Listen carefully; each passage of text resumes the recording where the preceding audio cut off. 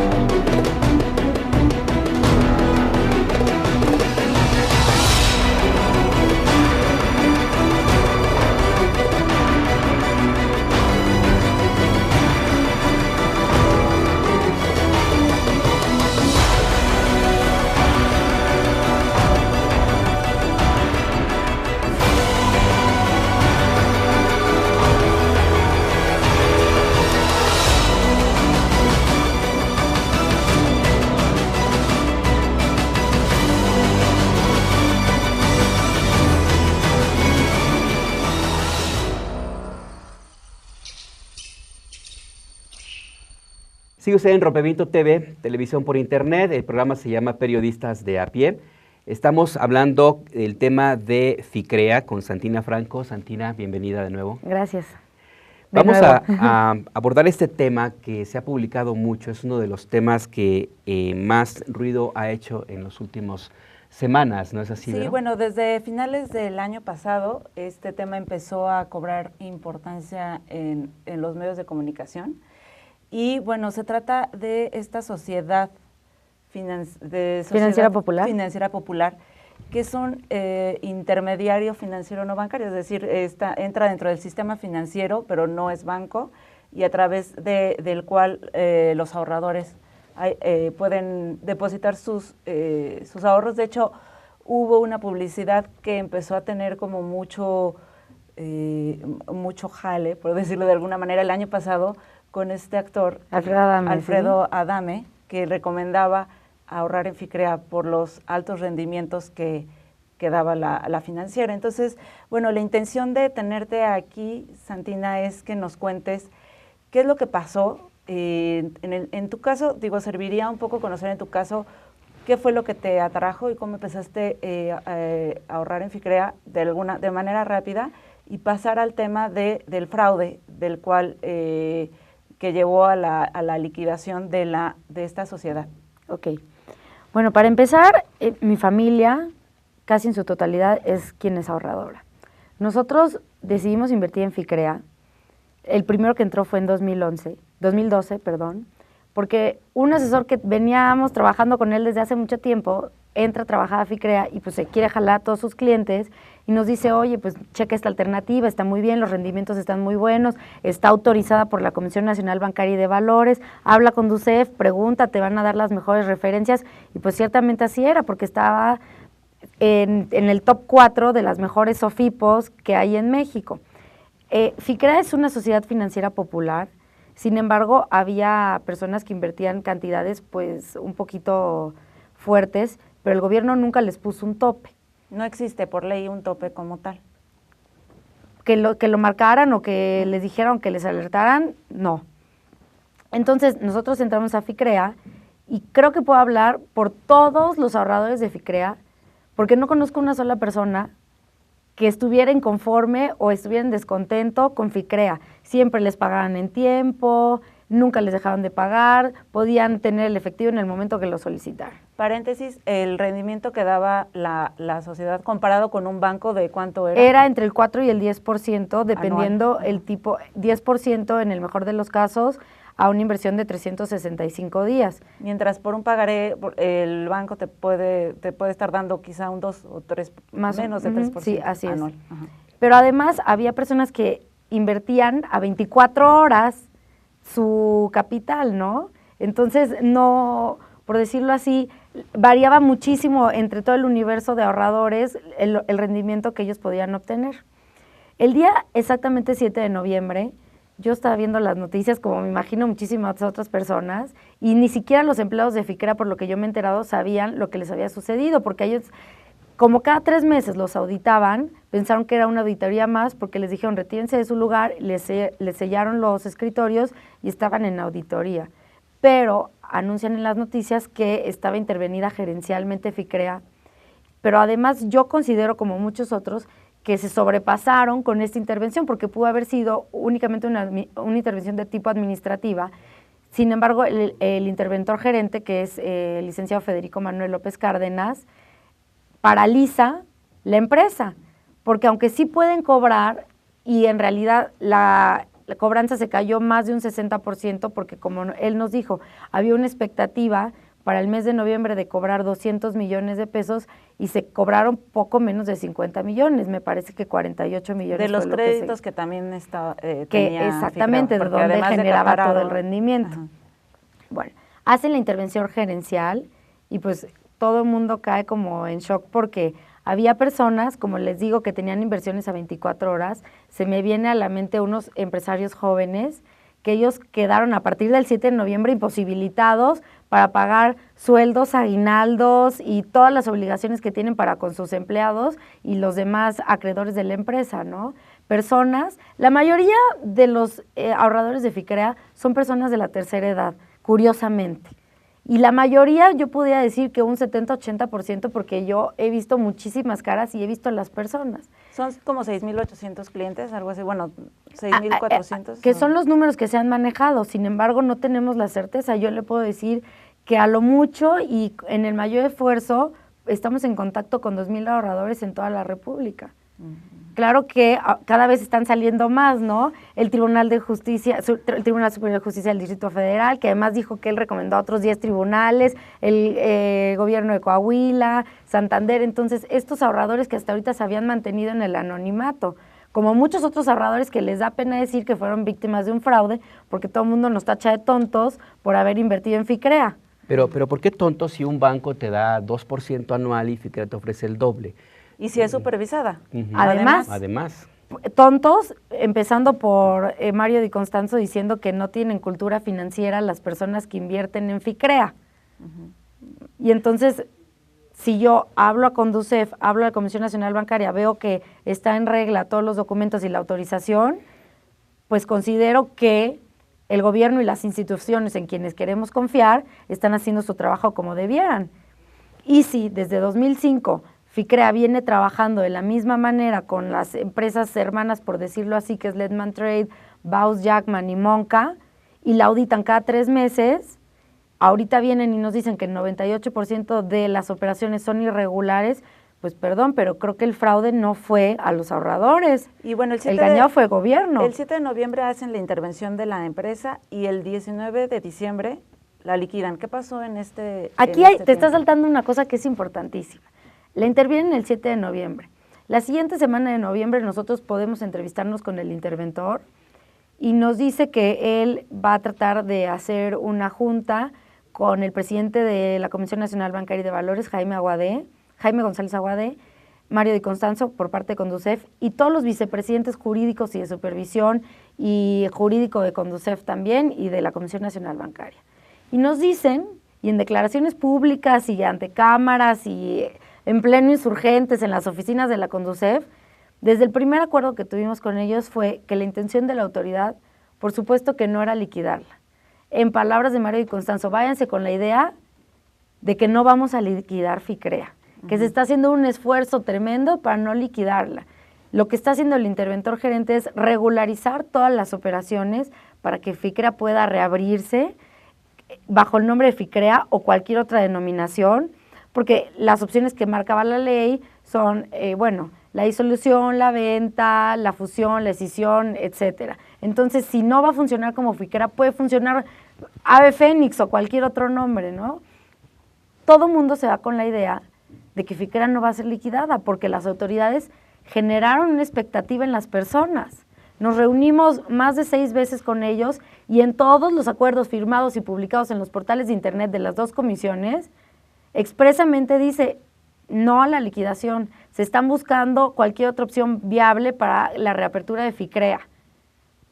El último día que nos reunimos con ellos, que fue el 12 de diciembre, el interventor gerente, que siempre nos presentó unos informes muy superficiales, nada de fondo, nos dijo que hasta el 12 de diciembre llevaban un avance, por decirlo así, de un poquito más del 50%, que con la información que por el momento tenían no podían determinar abrir FICREA o liquidarla, pero que la intención no era liquidarla, sino reabrirla. Liquidarla implicaba que dejara de operar como tal y... Ya había dejado de operar, porque ya no estaban... estaban congeladas las cuentas. Estaban aseguradas las cuentas de Ledman y de Baus, pero además FICREA ni estaba aceptando nuevos clientes, ni estaba pagando los rendimientos, ni te permitía retirar tu dinero. Entonces estaba prácticamente paralizada la empresa. Y esto era algo que ya nos lo esperábamos, porque ni la empresa más exitosa del mundo va a poder funcionar si está paralizada, si no está permitiendo aceptar nuevos clientes, pero tampoco no está produciendo nada. Entonces es obvio que va a ir a la quiebra. ¿Qué pasa? El siguiente viernes, 19 de diciembre, que nosotros teníamos una reunión con las autoridades, con las mismas autoridades, que además habíamos acordado con ellos que si se llegaba a tomar una determinación, con 24 horas nos iban a avisar la Comisión de Ahorradores para que nosotros estuviéramos enterados. Yo ya estaba dentro de los salones de Conducef cuando me habla una reportera y me dice que si ya había visto que había una rueda de prensa en la Comisión Nacional Bancaria y de Valores donde estaban decretando la liquidación de FICREA y que le estaban quitando la autorización para operar, ¿no? Por supuesto que todos nos quedamos helados porque nosotros estábamos esperando que las autoridades llegaran y nos dieran un avance de más del 50% del trabajo del interventor, porque ¿cómo es posible que si en mes y medio el interventor llegó únicamente a procesar poco más del 50% de la información, en menos de una semana encontró lo suficiente para decretar la liquidación? Porque además hasta el 12 de diciembre nos dijo que la cartera era excelente, que estaba buena y que no había huecos, y en menos de una semana nos dice que hacen falta 2.700 millones de pesos. ¿Cómo es posible que en mes y medio no se dio cuenta que hacía falta tanto dinero? Es decir, que hubo una doble discurso, uno para ustedes y uno interno que se enteraron, el real. Que nos mintieron y cobardemente nos traicionaron, porque además ellos firmaron que nos iba a liquidar. Y bueno, ese día les informan que había un faltante de 2.700 millones de pesos de un capital que tenía cercano a los 7.071 millones. ¿Qué te parece si hablamos de este tema que es parte fundamental de la discusión que se está librando, el fraude? Enseguida volvemos, no se vaya, es Rompimiento TV, televisión por internet, y el programa se llama Periodistas de a pie.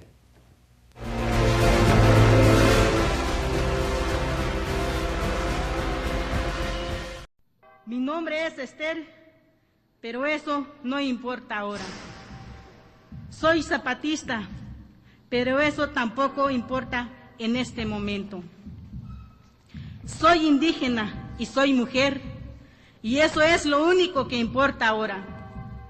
En este país fragmentado, vivimos los indígenas condenados a la vergüenza de ser el color que somos, la lengua que hablamos, el vestido que nos cubre, la música y la danza que hablan nuestras tristezas y alegrías, nuestra historia. Nosotras, las mujeres indígenas, no tenemos las mismas oportunidades que los hombres, los que tienen todo el derecho de decidir de todo. Solo ellos tienen el derecho a la tierra y la mujer no tiene derecho, como que no podemos trabajar también la tierra y como que no somos seres humanos. Las mujeres indígenas no tenemos buena alimentación, no tenemos vivienda digna, no tenemos ni un servicio de salud ni estudios. No tenemos proyecto para trabajar, así sobrevivimos la miseria. Esta pobreza es por el abandono del gobierno, que nunca nos ha hecho caso como indígenas y no nos han tomado en cuenta, nos ha tratado como cualquier cosa.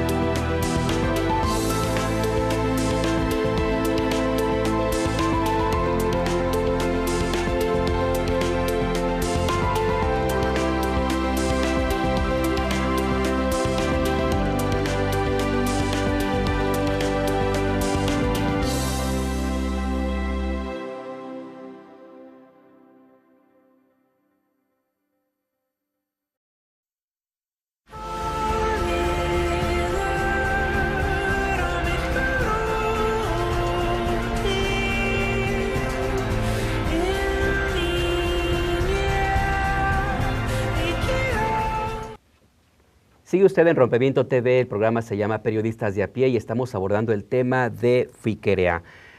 Vamos a hablar sobre el fraude, qué fue lo que ocurrió finalmente. A ustedes les dijeron que la empresa era solvente, que tenía prácticamente el 50% de posibilidades de que se recuperara, si era así lo que estabas planteando, que era, vamos...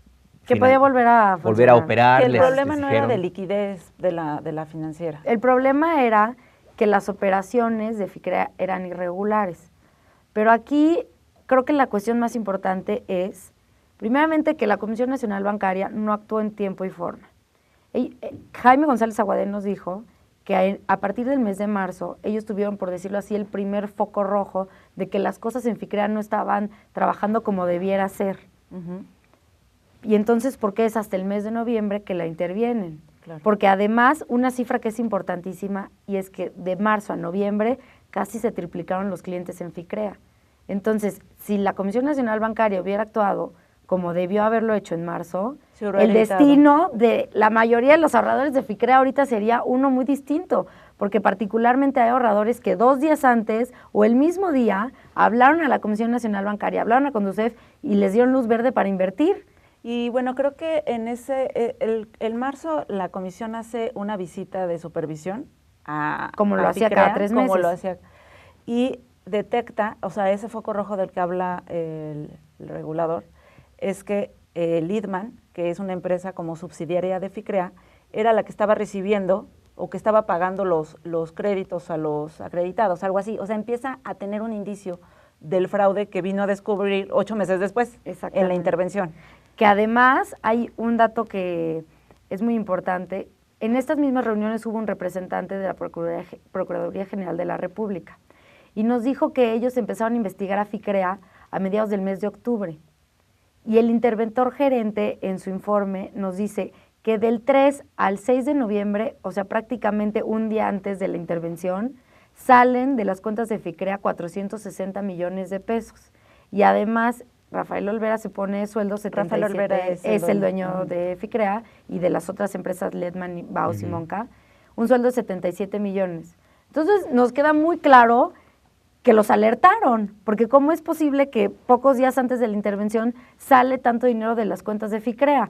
Que además salió en las noticias que un mes antes compra 57 propiedades en Estados Unidos. Entonces, por supuesto que si viene trabajando por más de 5 años con las mismas actividad irregular, nunca la alertaron, la Comisión Nacional Bancaria permitió que trabajaran de esa manera y además un día antes de la intervención sale tanto dinero, pues es prácticamente evidente que está coludida la autoridad con el mal manejo de la empresa. ¿Se lo han preguntado a las autoridades en las reuniones? Por ejemplo, la pregunta, si supieron en marzo, ¿por qué hasta noviembre intervienen? ¿Se lo han preguntado ustedes? Porque como no la habían multado, ellos no pueden publicar información de financieras que no han multado. Esa fue la respuesta que les dieron. Exactamente. Y además, mentirosamente, nos dijeron que ellos no tenían la capacidad de revisar a, por ejemplo, Ledman o Baus, porque son SAs, pero hubo una reforma el año pasado que sí les permite, por el tipo de actividad que tienen estas empresas, auditarlas.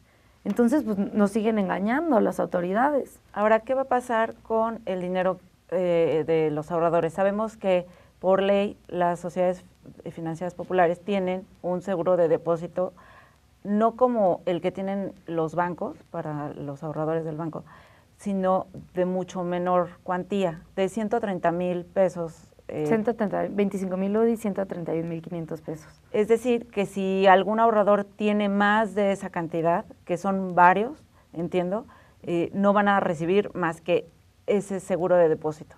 Y en el mejor de los casos, si la cartera, como fue lo que nos ofrecieron, en comprarla en 1,000 millones, Banca de Desarrollo, pues se adaptarían los porcentajes para prorratearlo entre todos los ahorradores. ¿Pero tiene activos suficientes FICREA y sus filiales como para respaldar esos 2,700, 3,000 millones de pesos? Es que esta intervención y esta liquidación ha sido tan opaca, tan poco transparente por parte de las autoridades, que son datos que no tenemos, porque nos dicen, vehículos de FICREA, tienen BMWs, tienen vehículos premium, pero ¿y dónde están? ¿Ya los recuperaron? ¿A nombre de quién están? ¿Quién los traía? ¿En dónde están asegurados? ¿En cuánto se van a vender? Esos son, o sea, sería el mínimo dato que tendríamos que tener, no lo tenemos. ¿Cuántos inmuebles tienen? ¿Cuántos muebles tienen? ¿A cuánto asciende el pasivo de los trabajadores? ¿A cuánto ascienden los créditos fiscales? Son datos que el interventor gerente nunca nos los dio. Porque además me llama mucho la atención que se ha documentado las transacciones que hizo FICREA días antes incluso de que se declarara el problema, y sin embargo no entiendo por qué no se rastrea ese dinero. Si se sabe que se movió una cuenta de México a Estados Unidos, a España, en fin. ¿Dónde está el dinero? ¿Dónde está? ¿Ustedes saben, les han dicho si se puede recuperar? No nos han dicho nada, ni siquiera nos han dicho.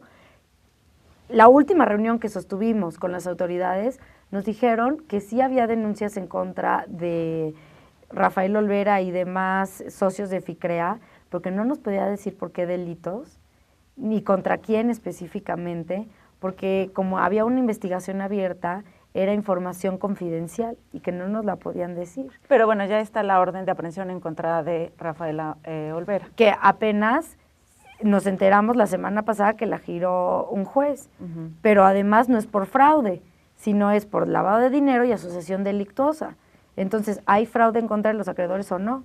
Sí, porque es una pregunta también importante. ¿Qué diferencia hay entre que se le esté acusando de operaciones con recursos de procedencia ilícita, lavado de dinero y fraude? ¿A ustedes en qué les ayuda que se esté acusando de ese delito a los responsables de FICREA? Pues únicamente aclarar por parte de las autoridades. Ellos nos dicen, señores, ustedes fueron víctimas de un fraude. Y por otro lado, no hay ninguna orden de aprehensión, o sea, no le pueden cuadrar el delito de fraude, pues entonces vayamos revirtiendo. Si no le pueden cuadrar el delito de fraude, entonces fue anticipada o fue mal hecha la liquidación, por lo tanto, si estuvo mal hecha, también estuvo mal hecho que le retiraran la autorización para seguir operando, y si también no había elementos suficientes para retirarle la autorización, entonces la intervención gerencial estaba sobrepasada. Debió haber sido una intervención a la caja o de manera administrativa. Entonces, si de verdad no había elementos suficientes para paralizar a FICREA, ¿por qué lo hicieron? Pero a todo pasado ya es medio complicado, ¿no? En dado caso que se revirtiera el proceso como planteas. Entonces, si verdaderamente las cosas no son como son, la autoridad no actuó como debió haber actuado y la autoridad es responsable también. ¿Ustedes qué piensan hacer como parte como el comité de ahorradores? ¿A cuántos ahorradores están representando y qué es lo que se están organizando para hacer? Pues tenemos contacto, no solo los ahorradores de la Ciudad de México, sino también muchos del Bajío, Guadalajara, Monterrey, que son afectados directos. Estas personas quieren ser como un brazo de todas las acciones que se estén llevando a cabo aquí en México, porque además nos ponemos de acuerdo para que el día que nos manifestemos aquí lo hagan también en sus ciudades. Ahorita nosotros estamos todavía en búsqueda de un despacho que quiera y pueda representarnos y que su propuesta sea la mejor para todos los ahorradores. Sin embargo, el día de mañana vamos a presentar un amparo justamente en contra de la liquidación y a la vez se va a tramitar la suspensión del acto, porque en esta resolución que da la Comisión Nacional Bancaria y de Valores hace mención que el gobierno va a llevar a cabo acciones que permitan hacer líquido en el menor tiempo posible todos los bienes de FICREA para pagarle a los ahorradores. Sin embargo, eso, si no hay un juez, como en el caso del concurso mercantil, que sea quien vigile y transparente todo el proceso, con toda la opacidad que se ha llevado, con la que se ha manejado todo este caso de FICREA, nosotros no podemos tener la certeza de cómo se están realizando las cosas sea lo mejor para nosotros. Entonces nosotros a través del amparo vamos a tratar de allegarnos del mayor número de datos posibles que nos beneficien y que puedan transparentar un poco más este proceso. En este caso, la autoridad puede ser corresponsable, puede ser, no sé si emplazada para que también, en dado caso, colabore para que a ustedes les sean devueltos los ahorros. Claro, exigir resarcir el daño patrimonial por parte del Estado. Yo particularmente no conocía a Rafael Olvera y tampoco sabía que había estado en la cárcel o que le habían girado órdenes de aprehensión. Entonces mi duda es, ¿cómo es posible que la Comisión Nacional Bancaria dio una autorización para manejar una sociedad financiera con tantos recursos y con tantos clientes a una persona que moralmente no tenía la calidad para hacerlo? ¿Dónde está el trabajo de la autoridad entonces? Por supuesto que la autoridad es responsable de toda la opacidad en el proceso, de la corrupción, de la colusión. ¿Y ustedes no piensan actuar legalmente en su contra? O sea, hacer un procedimiento legal en contra de la autoridad, de quien resulte responsable. Por supuesto que sí, por supuesto. Justo estamos evaluando los distintos abogados que podrían representar la defensa de los ahorradores de FICREA para que, y no contraponer las acciones que en un futuro pudieran perjudicarnos, sino que desde el principio tome la defensa y él sea el que la guíe durante todo este proceso. Y mientras tanto, bueno, me imagino que pues para hacer todo esto que están haciendo ustedes, no sé, en tu caso personal, no has podido, o sea, te has tenido que ausentar del trabajo, has tenido que invertir tiempo en esto que me imagino que también te resta, ¿no? Sí, tiempo y dinero, todos los ahorradores que estamos involucrados en esto, porque cómo puedes apoyar en las marchas si no faltas, ¿no? Pero a la vez no puedes dejar tu trabajo porque tienes que generar. Hay personas que, digo, además de compromisos como colegiatura, rentas, etcétera, tienen enfermedades, diálisis, quimioterapias y demás cuestiones para sobrevivir. Entonces están en una balanza muy injusta. Pero nosotros justamente lo que exigimos a 1000 voces es justicia. Lo justo es que nos regresen el 100% de nuestro dinero más los intereses, porque nosotros no cometimos la falta. La falta la cometió la autoridad al no vigilar y no actuar en tiempo y forma. Que no cumplió con su responsabilidad. Exactamente. Al final de cuentas. Pues Santina Franco, de la Comisión de Ahorradores de FICREA, muchas gracias por acompañarnos. Enseguida regresamos.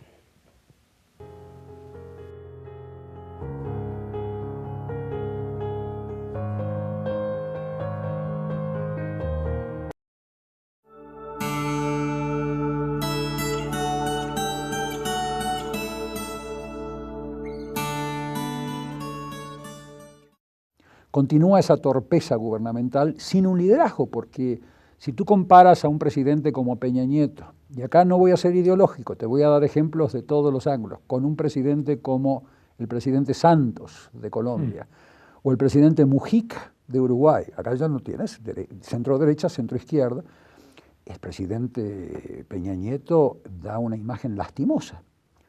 Da una imagen de ser un títere de empresarios puesto ahí, al cual se le están pasando las notas para que hable como un títere, cuando le hacían preguntas los familiares de desaparecidos, porque no sabe contestar ni siquiera las preguntas. El presidente Peña Nieto es un símbolo de la impotencia del Estado. no es un símbolo de ningún tipo de poder ejecutivo.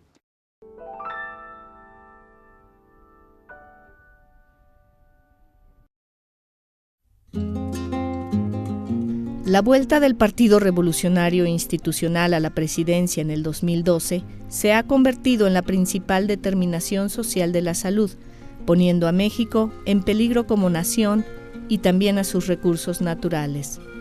En el ámbito de la salud, el gobierno plantea la seguridad social universal, pero debilita a las instituciones de seguro social públicas al abrir la puerta al capital financiero asegurador y a la gran empresa médica.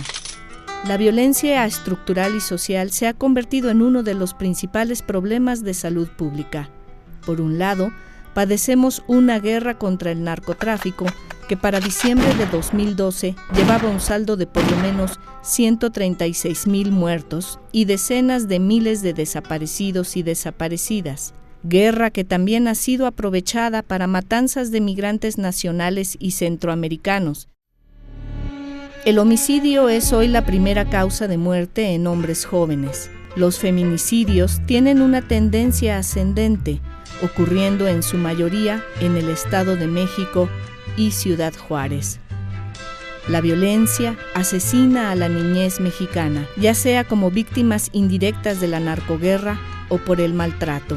Las determinantes laborales y políticas de la diabetes han colocado a México como el país con mayor obesidad en la población adulta e infantil a nivel mundial.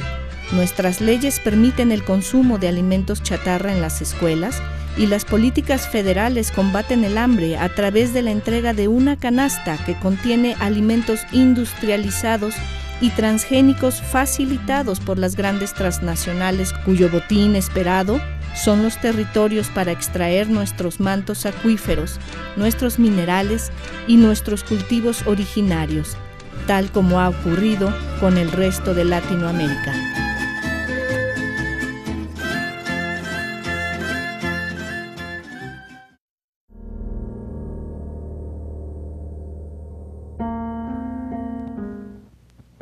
Es Rompimiento TV, el programa se llama Periodistas de a pie y vamos ahora a conversar con Sofía Macías. Sofía. ¿Qué tal? Hola, Sofía. Buenas noches. Bienvenida, buenas noches. Ella es especialista en finanzas y es autora del libro Pequeño Cerdo Capitalista. Y vocera del programa Consumo Inteligente también. Consumo Inteligente también. El título del libro puede parecer un poco llamativo, pero en realidad es uno de los libros de más éxito en los últimos años, seguramente. Yo, déjeme contarle que estuve en 2013 en la Feria Internacional del Libro y estuviste 4 horas firmando el libro. ¿Serio? De hecho, recuerdo que hasta les apagaron la luz, ¿verdad? Y les dijeron, síganle afuera. Sí, nos sacaron del stand, nos lo cerraron y ya firmamos en una mesita y todo eso. Fuimos los últimos en salir, pero la verdad fue muy interesante. Fue la presentación del libro de inversiones, el segundo libro del Pequeño Cerdo Capitalista. Y antes habíamos hecho un pequeño taller, un micro taller de inversiones y fue, la verdad, muy padre esa experiencia de...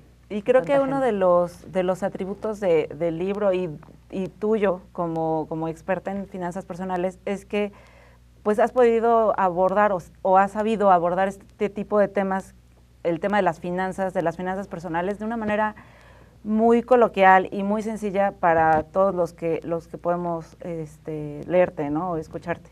Sí, es que creo que en general el tema de las finanzas suena como más aterrador de lo que es, ¿no? O sea, pareciera que es un mundo de números, de términos complejos. Evidentemente, en determinados casos sí se puede volver complejo, pero yo creo que si todos lo traspasáramos, o más bien si siempre lo escuchamos a nuestras propias palabras, diríamos, ay, qué fácil es. Claro. Entonces, sí creo que es curioso porque mucha gente me pregunta a mí, ay, ¿tú eres economista o algo así? No, la verdad es que mi camino fue al revés, ¿no? Yo empecé a aprender de finanzas reporteando, entrevistando, y de repente lo que escuchaba en las entrevistas decía, ay, esto puede servir para mis propias finanzas, esto puede servir para que yo, en lugar de que ahorre lo que sobre, entonces desde el principio separe la parte que quiera ahorrar y entonces con lo demás como que automáticamente te acomodas, ¿no? Porque los seres humanos tenemos esta tendencia de siempre gastar lo que tenemos hasta el tope, ¿no? Hasta los recursos. Incluso si te dicen, tienes una semana para hacer tal nota, bueno, te tardas una semana. O tienes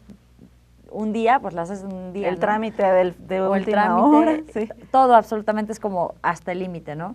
Entonces, el dinero tiene el mismo tema. Entonces, si nosotros aprendemos como a cambiar ciertos truquitos en cómo hacemos las cosas, es mucho más fácil tener buenas finanzas. Y creo que, bueno, en este momento cobra relevancia y por eso te invitamos, porque justo en algunos de nuestros últimos programas estuvimos hablando de lo difícil que está ahorita la economía. El crecimiento que se espera para este año es muy bajo, además de esta reforma fiscal que se aprobó y que en lugar de beneficiar o como decían que iba a activar la economía, hemos visto que ha sido al contrario. La gente pues está muy corta en su efectivo, se sigue quejando de que no le llegan los beneficios ni el empleo que se le prometió. Entonces, bueno, creemos que en lo que el gobierno actúa o se decide actuar, podemos ir implementando o ir tomando medidas que nos ayuden a hacer eficiente el dinero o el poco dinero que ganamos y quizá tú nos ayudes primero a hacernos ver en dónde están primero que nada los vicios que financieramente nos perjudican, ¿no? ¿Qué es lo que solemos hacer los mexicanos con nuestro dinero y por qué siempre terminamos diciendo que no nos alcanza? Yo creo que en general tenemos varios temas, ¿no? Tenemos una parte que tiene que ver con nuestras ideas acerca del dinero, que siempre como que ligamos ahorro a como que es una asociación libre con el tema de, no, pues si ahorras es porque tienes altos ingresos, si ahorras es porque eres rico, solamente quien tiene un sueldazo puede ahorrar. Y luego todos tenemos en nuestro entorno cercano un amigo que gana más que nosotros y nos anda pidiendo dinero, y un amigo que gana menos que nosotros y se administra mucho mejor, ¿no? Entonces, no es necesariamente un tema de recursos, sino de cómo los utilizamos. Y justamente entre más escaso sea ese recurso, más inteligentes tenemos que hacer para estirarlo, para manejarlo bien, para saberlo aprovechar, ¿no? Entonces, ese primer error creo que tiene que ver con ligar con nuestras ideas, con pensar que solamente cuando vamos a tener mucho dinero vamos a ahorrar, y siempre lo estamos postergando, ¿no? Cuando me aumentan el sueldo, cuando el país está mejor económicamente, cuando cambie de trabajo, cuando mis hijos salgan de la escuela, cuando tal, ¿no? O sea, entonces empieza a subir como siempre, o la próxima quincena ahora sí, o cuando ya venga el aguinaldo, siempre lo estamos postergando de alguna manera, ¿no? Entonces, el mejor momento para ahorrar es este momento. Entonces, en la próxima quincena, si se puede separar una cantidad por muy pequeña que sea, y si lo sigues haciendo de forma constante, cada vez que recibes tus ingresos, pues obviamente va a ser mucho más fácil así estás viendo a ver cuándo cambia la situación, ¿no? Eso es por un lado. Por otro lado, algo y lo que llama la atención es que hay cambios en las generaciones, ¿no? La encuesta de Saber Cuenta, el programa de educación financiera de Banamex, comentaba que, o sea, encuestaron a jóvenes de 30 años, de menos de 30 años, de 18 a 30, y lo que decían los chicos es que el 52% ahorra. Esto contra un 30% de la población adulta, de acuerdo con la encuesta nacional de inclusión financiera. Entonces, a lo mejor ahí tenemos un cambio generacional interesante, y yo creo que sería muy bueno, porque la verdad es que en América Latina el 65% de las personas tienen menos de 35 años, o sea, son jóvenes. Okay. Entonces, todo, como manejen su propia educación financiera, va a tener que ver mucho con el futuro de toda la región, ¿no? O sea, no nada más de sus personas. Porque además esperar a que la situación cambie, mejore, pues está complicado. ¿Cuántos años llevamos de pues desde que yo conozco la crisis de 1987, estamos en crisis, así es que no veo que... Ahora, también me llama la atención que, por ejemplo, porque a la hora de hacer este trabajo en estos temas, vemos que cada vez que hay buenos fines o ofertas, la gente se endeuda. O sea, creo que ahí podría estar otro gran error de los mexicanos. No sabemos manejar el crédito, gastamos más de lo que ganamos siempre. ¿Cómo está eso? Yo creo que ahí hay dos errores juntos. El primero es el tema de cómo manejamos nuestras compras, y el segundo tiene que ver efectivamente con el tema del crédito, ¿no? De hecho, en Consumo Inteligente, en el portal, en Universidad Financiera, existe un curso específico para compras inteligentes, porque yo creo que nos cuesta mucho diferenciar este asunto de necesidad con deseo, nos cuesta mucho diferenciar qué es lo verdaderamente básico y qué nada más es un gusto y a qué le debemos de dar prioridad. Nos cuesta mucho tener claras nuestras metas, y cuando tú no tienes claras tus metas, cualquier cosa que se te atraviese es muy buena para gastar, ¿no? Y confundimos mucho este asunto del ahorro con el gasto con descuento. O sea, cuando tú ves algo que tiene una etiqueta del 5%, 10%, lo que sea por ciento de descuento, no, pues hay que comprarlo, ¿no? Me llevo 2 aunque no me queden casi. Ajá. Y la verdad es que sientes que estás ahorrando, pero si compras algo que tú no habías planificado, no estás ahorrando. Estás gastando con descuento, ¿no? Entonces, esa es la primera parte, ser compradores más inteligentes, más racionales y menos acumuladores, porque de repente tienes repleta la casa con chácharas que ni necesitas ni utilizas. Y la otra tiene que ver con el uso del crédito, ¿no? Yo creo que muchas de las personas, a lo mejor cuando reciben su primera tarjeta de crédito, pues se las dan casi con la bendición, ¿no? Y ya no saben bien cómo funciona siquiera.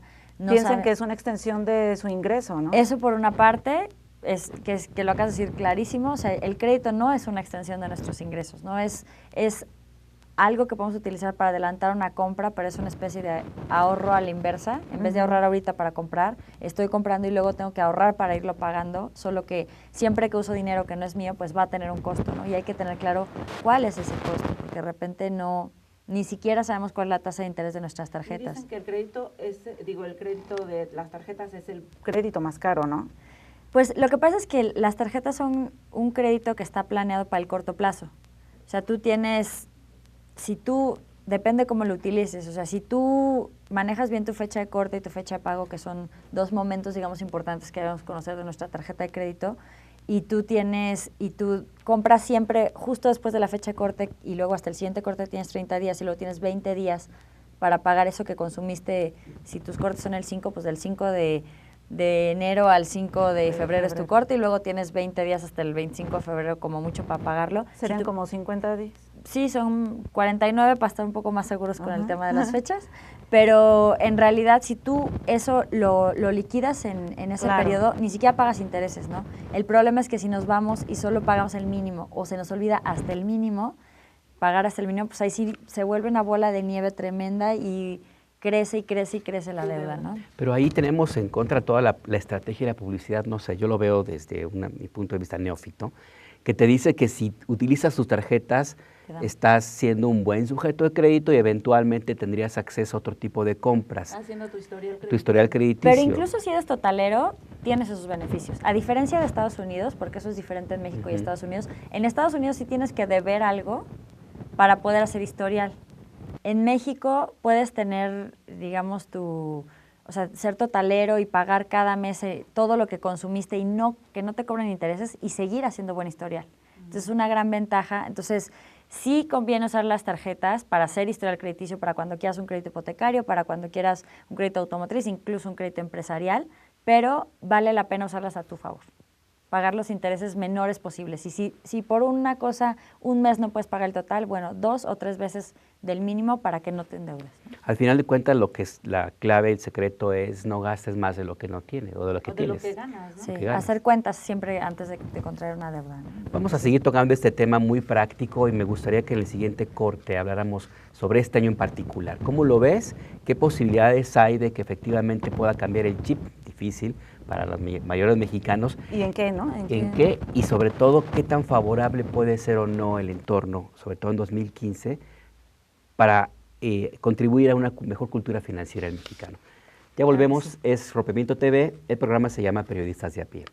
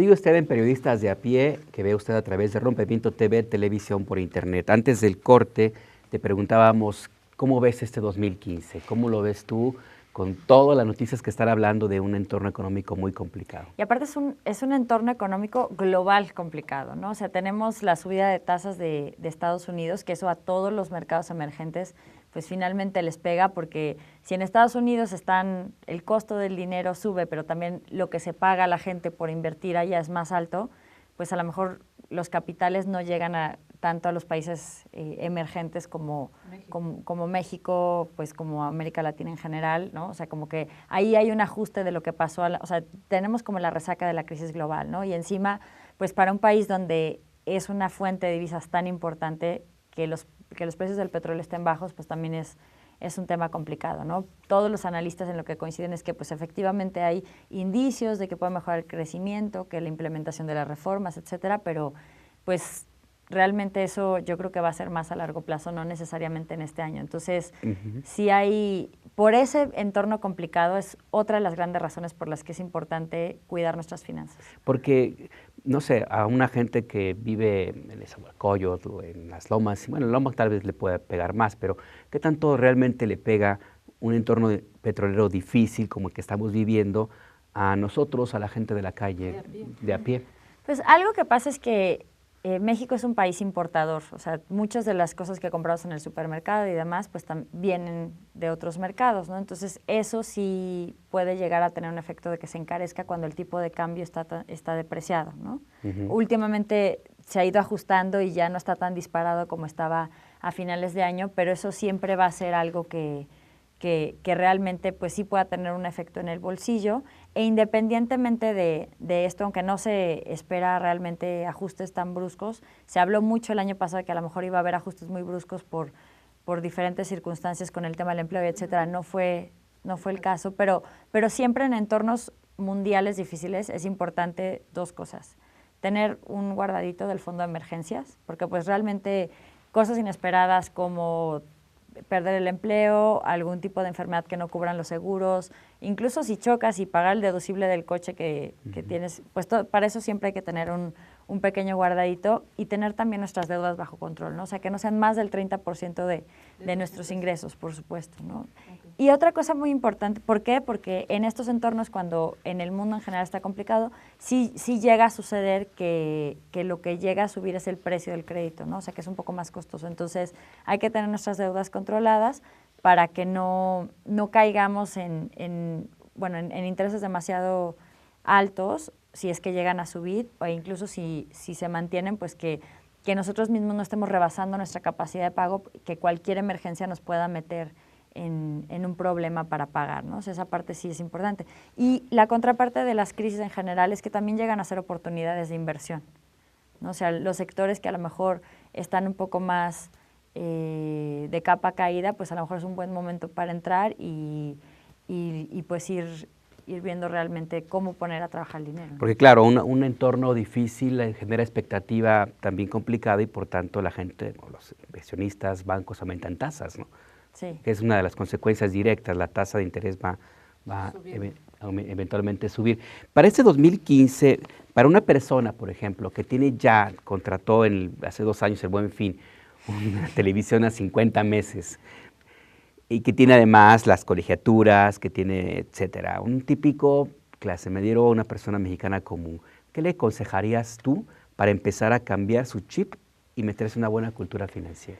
Bueno, la primera es que aclare un poquito el panorama de qué realmente es prioritario y qué realmente no, porque mientras no tengamos claros nuestros objetivos financieros, pues va a ser muy difícil que alineemos nuestras finanzas, ¿no? Porque entonces parece la palma del martirio, no es tener finanzas sanas por tener finanzas sanas, no es ningún objetivo que realmente te vaya a motivar. Tienes que tener alguna meta que realmente a ti te haga sentido. Algo muy concreto. Algo concreto. Puede ser, pues, desde al principio salir de deudas, o puede ser por fin juntar para el enganche de tu casa, o por fin hacer ese viaje que no habías podido hacer, seguirte preparando con un determinado curso, pero que sea algo como realmente tangible, ¿no? Porque si no va a ser complicado.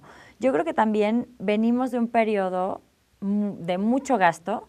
O sea, finalmente el fin de año es entre los regalos, las salidas, que todo el mundo sale mucho más, si salieron de vacaciones, los que salieron de vacaciones, lo que se compró a meses, etcétera, pues ya traemos a lo mejor un ritmo de gasto muy fuerte. Entonces este mes es un mes en el que es importante reajustar.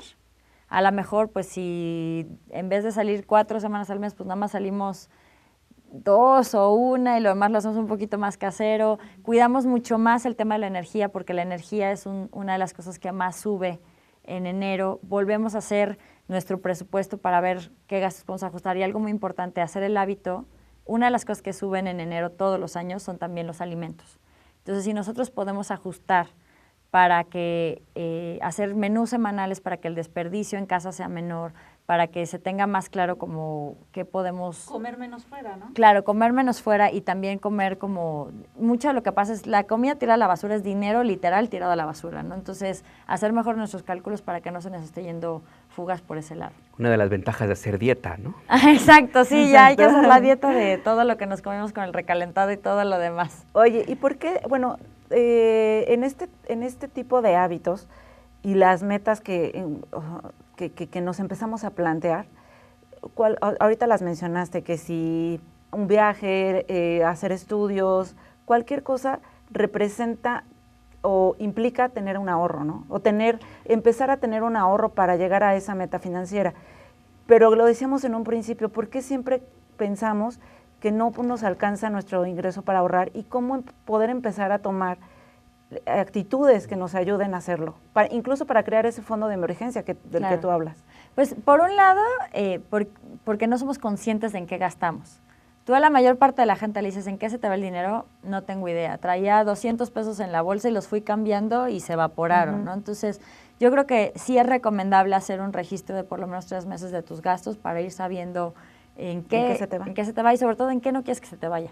Porque si tú no diriges el dinero hacia pues, lo que realmente son tus gastos más esenciales y tus prioridades, pues siempre vas a estar trabajando para cosas que no son relevantes, ¿no? Entonces, o que no son tan relevantes para ti. Y por otro lado también este hábito de cambiar, de tratar de ahorrar lo que me sobra, que nunca a nadie le sobra dinero, ¿no? O sea, en el principio, en cuanto recibo, aunque sea una cantidad pequeña, pero siempre ser constante, empezar a ahorrar en cuanto recibo el dinero. El sueldo de la quincena y en ese momento tomar lo que tienes pensado ahorrar. ¿Cuánto es lo que recomiendan ahorrar del...? Yo creo que mucho, o sea, esta regla de que debes de ahorrar el 10% de tus ingresos viene de un libro que se llama El hombre más rico de Babilonia, que es un clásico, es como el abuelito de las finanzas personales de George S. Clason.